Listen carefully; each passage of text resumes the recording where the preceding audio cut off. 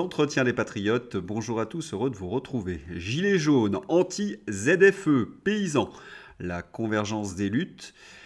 Les affreux PS et européistes, complices des gangs. Avant de répondre à ces deux questions et traiter d'autres sujets d'actualité, vous connaissez la coutume sur cette chaîne, je commence toujours mon entretien par remercier ceux qui m'ont permis justement de le produire, car ils m'ont financé à l'aide des merci rémunérateurs. Et aujourd'hui sont à l'honneur des fidèles parmi les fidèles, Philippe Bohen, Camille Diebold, JP Poignant, Rodogun, Petit Pas, Radar Radar, Poupoupalou, Pharisme et Caustique. Merci à eux du fond du cœur. Et puis je tenais à vous remercier pour votre soutien indéfectible. Oui, il faut aider la réinformation. Comment faire? On lève le petit pouce, on diffuse sur d'autres réseaux sociaux et on écrit des gentils messages. Merci à tous. Vous avez été très nombreux à réagir à cette information. Comment est-ce possible, m'écrivez-vous? Oui, comment un tel système a pu se mettre en place sans qu'il y ait une réponse de l'État? Pensez 1 million de victimes. Premier élément, le communautarisme et le wokisme qui ont gangréné la société anglaise. Pour comprendre le niveau de complicité des services de l'État avec ces gangs, il faut savoir que la police, par exemple, anglaise, traite avec les représentants des communautés étrangères. Tommy Robinson révèle que des officiers de police de haut rang ont été pris en photo avec des chefs de gang et des trafiquants. Et lorsque les services de police entrent en relation avec des mafias, il y a des relations qui se créent, relations sonnantes et trébuchantes. La corruption ne fait guère de doute. Ensuite, ces quartiers sont des bastions de gauche. Les travaillistes ont eu ces affaires, les ont cachées, afin de gagner le vote communautaire. Enfin, l'idéologie woke, qui permettait l'inversion accusatoire. Celui qui portait plainte était qualifié de raciste, oui oui. Et cela a été confirmé par de nombreuses enquêtes. Le père de l'une des victimes a été arrêté par la police pour trouble à l'ordre public au lieu des auteurs. La police a refusé de confronter les auteurs, craignant que les gens ne protestent contre les gangs de Pakistanais, et ces crimes sont passés sous silence pendant des décennies. Pour justifier une telle omerta, il fallait trouver des prétextes. Les autorités et les journaux britanniques ont délibérément occulté le conflit par crainte d'émeutes. Le Times a refusé d'en parler. Le Guardian a publié un article qualifiant de racistes ceux qui ont donné l'alerte. Mais il y a quelque chose de plus profond dans cette histoire. Elle nous révèle les mensonges de l'idéologie antiraciste. En effet, le wokisme de George Soros s'appuie sur le concept de racisme systémique. Seuls les migrants sont victimes de racisme, selon ces tarés. Ces agressions mettent en pleine lumière le racisme anti-blanc. C'était la démonstration que tout ce qu'ils disaient était archi-faux. Et pire, tous ces gauchistes à bonne conscience ont abandonné les classes populaires qu'ils ont livrées à des prédateurs barbares. Les agresseurs, lit-on dans l'article, ont opposé les filles musulmanes, bonnes et pures, des communautés aux filles blanches, affirmant que les blanches méritaient d'être agressées. Horrible et terrifiant. Anne Coffinier, ex-diplomate. C'est très impressionnant de voir que cette histoire dans le nord-est de l'Angleterre dure depuis des décennies. Il y a eu des dizaines et des dizaines de plaintes qui soit n'ont pas été instruites, soit ont été classées sans suite. Il y a eu un dysfonctionnement à tous les niveaux. Les services sociaux ont montré du doigt ce qui se passait et ils ont eu peur d'être traités de racistes. Un tiers de ces jeunes filles étaient dans des conditions de déclassement social et faisaient partie d'une population très défavorisée. Et ce n'était pas intéressant de remonter ces sujets pour un certain nombre de personnes. Je vous mets l'extrait dans la description. La complicité est aujourd'hui sans contexte de la part des services sociaux, de la police, des politiques et de la justice, gangrénée par l'esprit de gauche. Et ce n'est pas un hasard si seul Tommy Robinson s'est dressé contre cet État mafieux. Et la complicité de certains services sont allés très loin.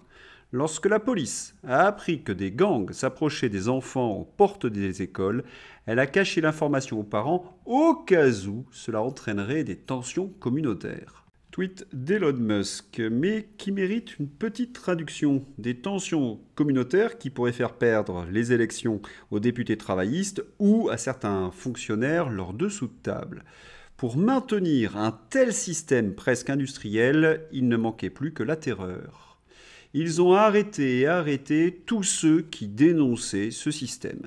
On se rappelle en effet qu'à l'automne 2024, les patriotes qui écrivaient sur les réseaux sociaux leur indignation ou qui manifestaient ont pris de la prison ferme. Et c'est ce Premier ministre qui refuse qu'il y ait des enquêtes sur ces gangs. Cela chauffe pour lui. Elon Musk, Starmer, a été complice de l'affaire des agressions en Grande-Bretagne lorsqu'il était à la tête du ministère public pendant 6 ans. Oui, il a couvert cette affaire. Starmer doit partir et doit être inculpé pour sa complicité dans le pire crime de masse de l'histoire de la Grande-Bretagne. Et bien évidemment, dans la presse aux ordres, on accuse Elon Musk d'être extrême droite. Vous brisez l'omerta sur un des plus grands crimes et vous êtes d'extrême droite. On commence à avoir l'habitude. Et comment se comportent nos hommes politiques, européistes, socialistes ou tous ces journalistes aux ordres? Eh bien, de la même façon, Pierre Moscovici, mise en cause insultante de Keir Starmer, soutien actif à l'AfD allemande en pleine campagne électorale, le virage vers l'extrême droite d'Elon Musk. Pierre Moscovici a le vertige car il a soigneusement ignoré les affaires horribles d'agression d'adolescentes de la classe ouvrière par des gangs pakistanais. Il les a ignorées, comme toute la gauche, dont Keir Starmer, qui aurait eu l'opportunité de les dénoncer. Il ne fallait surtout pas être raciste et mettre en cause les bienfaits d'une société multiculturelle, car c'était d'extrême droite, qu'importent les filles, après tout. Même son de cloche chez Nathalie Loiseau. Remarquez, Loiseau et cloche, cela fait bon ménage. Une ingérence flagrante de plus au passif d'Elon Musk. Croit-il s'être acheté le droit d'attaquer les systèmes démocratiques de pays étrangers après avoir acheté son poste dans l'administration Trump? Le monde va-t-il rester passif face à ce niveau de cynisme? Il est assez hallucinant de voir qu'un tweet d'Elon Musk demandant la libération d'un lanceur d'alerte ayant permis de révéler une affaire aussi hallucinante vous choque davantage que l'affaire elle-même. Rappelons que cette tragédie concerne le trafic sexuel de milliers, de centaines de milliers de très jeunes filles anglaises par des gangs pakistanais, le tout couvert par les autorités britanniques. De quel côté vous situez-vous, madame ? Allez, le meilleur tweet pour la fin avec Jean-Michel Aplati. Pourquoi protéger des agresseurs? Parce qu'ils sont pakistanais, dit Mathieu Boccoté, qui n'a jamais craint le ridicule. Beaucoup d'agressions, 250 000, dit la fachosphère qui a bien arrosé le début d'année. En prime, Elon Musk met son grain de sel. 2025 s'annonce bien. Étonnant, non? Ce qu'il y a de saisissant dans ce tweet Aplati, c'est que le dossier des gangs est factuel. Des journalistes ont écrit des livres, il y a eu des centaines d'articles, des comptes rendus. Il n'y a pas de doute. Et Aplati laisse entendre que tout est faux. Comme je vous l'ai souvent répété, ils n'ont plus que le mensonge pour défense. La note de la communauté, par ailleurs, ridiculise Jean-Michel Laplati. Le chiffre de 1 million a été cité par un membre du Parlement britannique, je vous l'ai présenté hier, appartenant au Parti travailliste qui ne peut être rattaché à l'extrême droite. On peut tracer quelques parallèles avec la situation française avec cette intervention de Delogu. Le député de la France Insoumise, Sébastien Delogu, suggère de confier la vente de produits stupéfiants aux dealers en cas de légalisation. Et je pense que ce n'est pas un hasard si cette gauche est toujours prête à bondir pour défendre les intérêts communautaires de quartiers tenus par des narcotrafiquants, si vous voyez ce que je veux dire. Et face à cette vérité, comme d'habitude, Thierry Breton bave, tempête et fulmine. Florian Philippot, hystérie de Thierry Breton contre Elon Musk sur LCI. Il le menace, respectez nos règles, vous verrez ce qu'il en coûte. Ce que Breton nomme nos règles, c'est le règlement européen de censure DSA qui n'a aucune base démocratique. Il ajoute que dès qu'on arrive sur X, on est submergé par 100 à 150 tweets d'Elon Musk. C'est un mensonge pur du délire total. Le système est en panique totale, en particulier l'Union européenne. Et qu'est-ce que ce sera après le 20 janvier? Mais avant cette date, il y a encore Joe Biden, président de la République. Et il faudrait peut-être le remercier, parce qu'il vient conforter toutes nos analyses. Biden décerne à George Soros la médaille présidentielle de la liberté, son fils, Alex Soros, acceptant le prix en son nom. Il y avait un autre fils à cette cérémonie, Hunter Biden était présent à la cérémonie présidentielle de la médaille de la liberté. Il semblait ravi. Joe, Sleepy Joe, n'épargne aux Américains aucun scandale, aucune honte. C'est leur Macron à eux. Mais on va revenir sur George Soros et sa médaille de la liberté. Voici à quoi ressemblent les politiques migratoires de remplacement de George Soros et de son Open Society et du Forum économique mondial. Sous l'influence de Soros et de son Open Society, l'Union européenne est en pleine dérive totalitaire. Contrôle de l'information, refus de respecter les résultats des urnes, politiciens au service d'un agenda woke, écologiste et migrationniste. Les populations autochtones sont abandonnées et martyrisées. Et c'est George Soros que l'on récompense. Mais n'oubliez pas, c'est Elon Musk le méchant. Non, George Soros, c'est le chouchou de Macron, Moscovici, Biden, Thierry Breton et Pustula.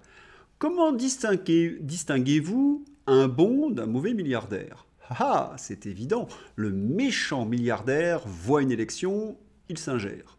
Le bon milliardaire, bon, il voit une élection, il s'ingère, mais c'est pas pareil parce que c'est un bon milliardaire.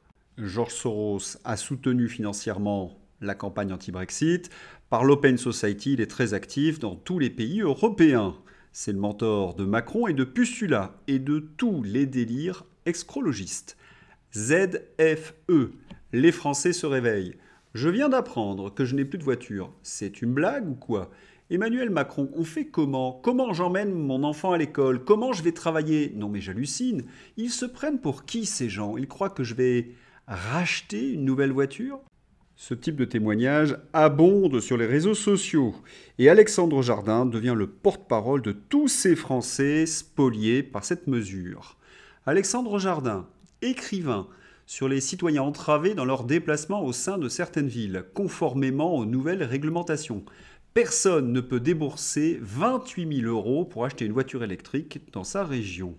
Mais où sont-ils tous ces hommes politiques pour défendre cette mesure? Alexandre Jardin encore, en sortant de LCU pour alerter sur la loi anti-gueux. Je demande pourquoi il n'invite pas des politiques à ma place et j'apprends que tous se défilent.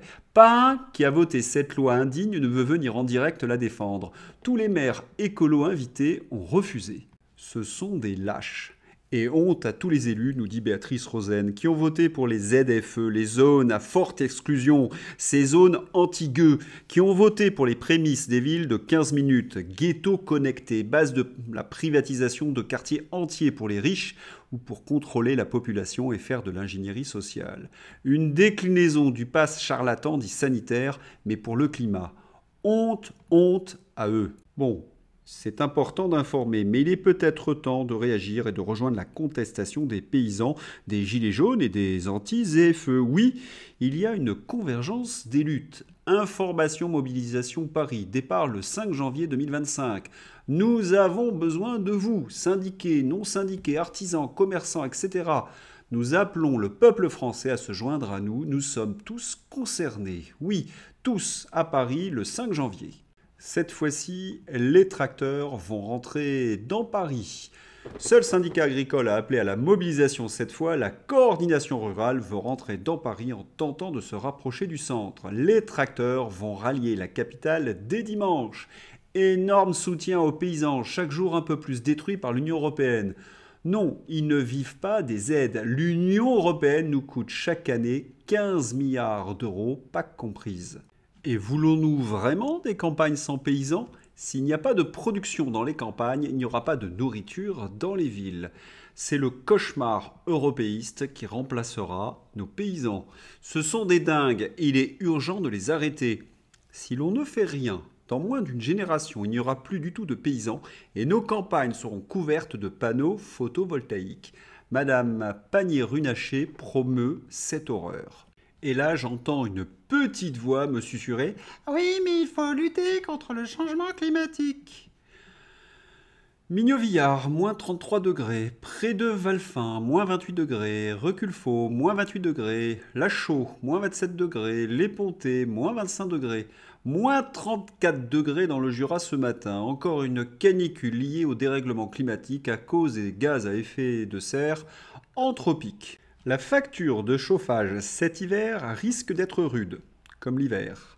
Et pendant ce temps-là, dans le monde réel, les banques, oui, l'une après l'autre, les banques américaines quittent l'Alliance mondiale pour le climat. Les banques américaines abandonnent la religion verte pendant que la France punit ses citoyens avec les ZFE. Alors que Morgan Stanley, Goldman Sachs et Citigroup quittent en cascade l'alliance bancaire net zéro, un constat s'impose. Les grandes banques US refusent de sacrifier leur rentabilité sur l'autel de la décarbonation idéologique. Et pendant ce temps, en France, on installe des zones à faibles émissions, les zones à forte exclusion, véritables ghettos écologiques qui interdisent aux citoyens modestes l'accès aux grandes villes, sous prétexte de sauver la planète. Ironie. Les États-Unis, pourtant à l'origine des dogmes climatiques, lâchent les freins face à une course sans issue, tandis que l'Europe persiste dans l'autoflagellation écologique. À force de diaboliser le pétrole et le gaz, l'Europe se coupe les ailes, mais rassurez-vous, les multinationales françaises engagées pour le climat continueront à engranger leurs profits tout en forçant le citoyen à changer de voiture ou à pédaler.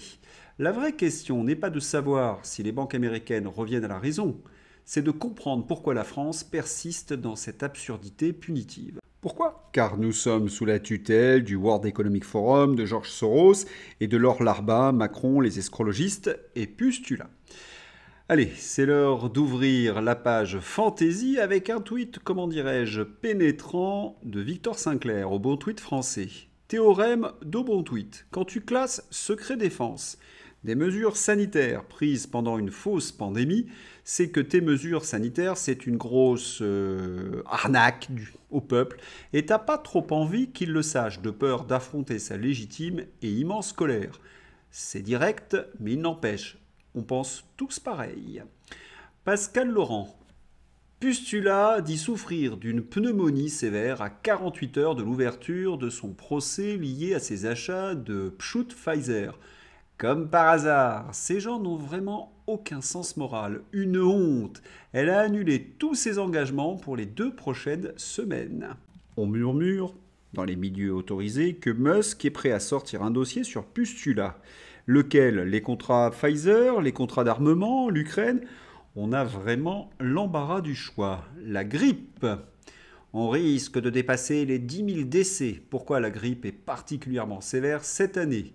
Et on n'a pas confiné ? Pas organisé de pchout obligatoire pour les soignants sous peine d'être suspendus sans salaire ? Tout se perd. Les anti-tout ont eu raison de la science. Terrible nouvelle que la trumpisation des esprits. Allez, après la grippe, Elon Musk. Selon les journalistes aux ordres, Elon Musk aurait conservé sa mentalité de Sud-Africain. Vous voyez ce que je veux dire ? S'entoure-t-il essentiellement de suprémacistes blancs ? Photo de Léon Musk, nous dit Sardine Ruisseau, le suprémaciste blanc avec son équipe d'ingénieurs. Et dire que ceux qui affirment ce genre de choses, ce sont les journalistes de l'Aberration et il n'y a pas beaucoup de diversité chez eux. Joe Biden a remis, vous le savez, la médaille de la liberté à George Soros. C'est son fils Alexander qui l'a reçu pour son père. Et pourtant, j'ai un cliché où on voit Joe Biden remettre cette médaille à George Soros. Joe Biden présente à George Soros la médaille de la liberté. Emmanuel Macron et ses vœux, suite. Macron, vous en souvenez, a essayé de se présenter humblement et tous les larbins, LR et l'AREM, ont expliqué que son allocution était marquée par l'humilité. Le sondage, 14% juge Emmanuel Macron humble. On avait bien compris que Macron voulait améliorer son image. Eh bien, c'est raté comme d'habitude. Maintenant que les 3/4 du pays détestent Emmanuel Macron, vous vous rendez compte jusqu'où est allée la propagande pour nous vendre un banquier dont le seul savoir-faire est d'endetter le pays ? Oui, bonne question. Bayrou comme le centriste parfait. Rarement vu une mise en scène aussi lourde. Un vieux, gros, fatigué, bouffi, sans idée. C'est lui qui va redresser le pays ? Non, il va en profiter. Voilà, c'est tout pour aujourd'hui. Je vous souhaite un excellent dimanche. À bientôt, au revoir.